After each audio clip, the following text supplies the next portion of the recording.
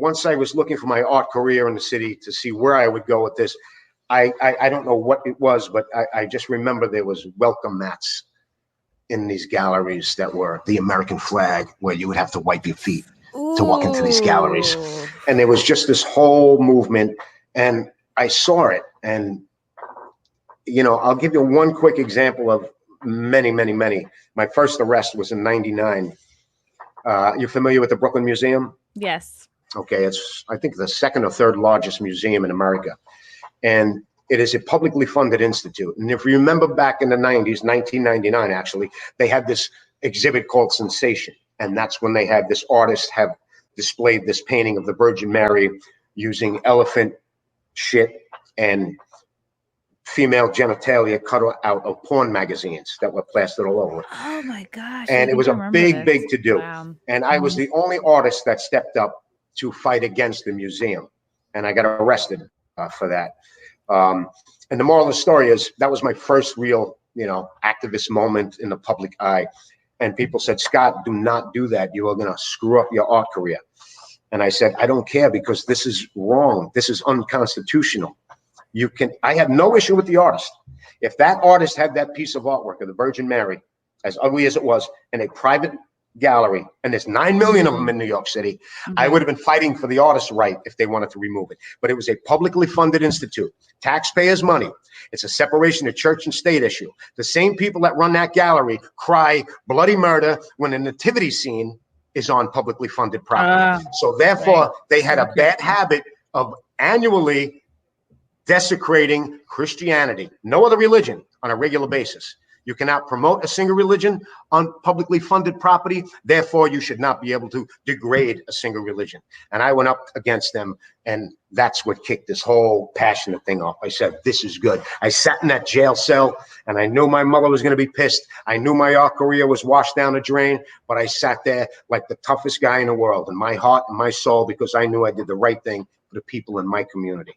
It felt good. You knew you were justified, and you were standing up for what's right. And then you got a lot of attention. I think this is why you appeared on the Ingram Angle. A BLM protester vandalized your Blue Line tribute to the police. It was, I think, after the Black Lives Matter street painting was done. By the way, like without, you know, any kind of approval, but you just painted like a thin blue line, like away from it, you know, and exactly who you're describing, like a 20-something-year-old white Marxist liberal tip, you know, it's like exactly the person everyone's imagining right now as I describe her. It's what it is. You know, spray painted across it, and then there was like a clip of an interview of somebody doing like Man on the Street with her, and then she was like, "Oh, I was offended," and you're like, this had absolutely nothing to do with you. And it's like, you're making it about you, because exactly what you said, you've missed out on your childhood, on enjoying your early adulthood. Like it's like you can live your life and have a good time and not make things about you that have nothing to do with you. And I think that probably was another event that put you on the map more so. Yeah, there's been hundreds of them, and it's every, I'm in the middle of my documentary, finally, about how I became and what I've done and stuff. Because again, there's a million documentaries about activist artists out there, but there ain't none about a conservative activist artist, you know, and I think it's very interesting. But yeah, it was, you know, again, they don't get the story. The liberal media, even my hometown paper, threw me under the bus. In Staten Island? Yeah. Oh, yeah. No. Oh yeah. Because they saw it as, you know, I'm an artist, and I like art, even if I don't agree with it.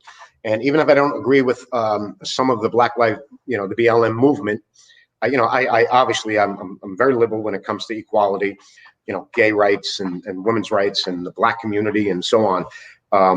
But they put this artwork down. I saw it as street art, and I actually thought it was pretty cool. It was a cool concept.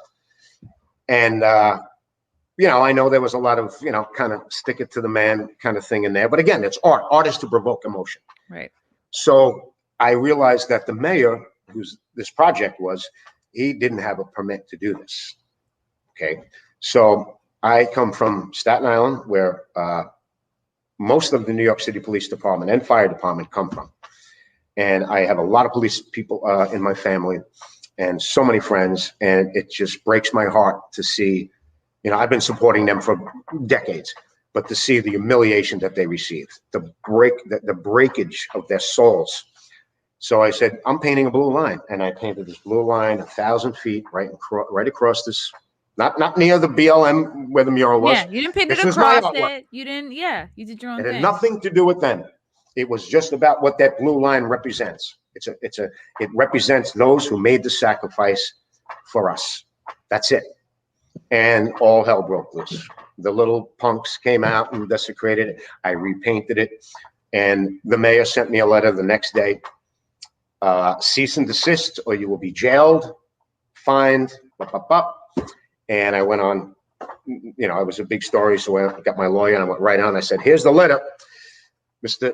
Mayor, you could stick this letter where the sun don't shine. You show me your permit, and then I'll abide by your rules. Mm-hmm. And the day after that, he pulled his pants down and he said, I do not have a permit. Wow. So the blue line still stays there.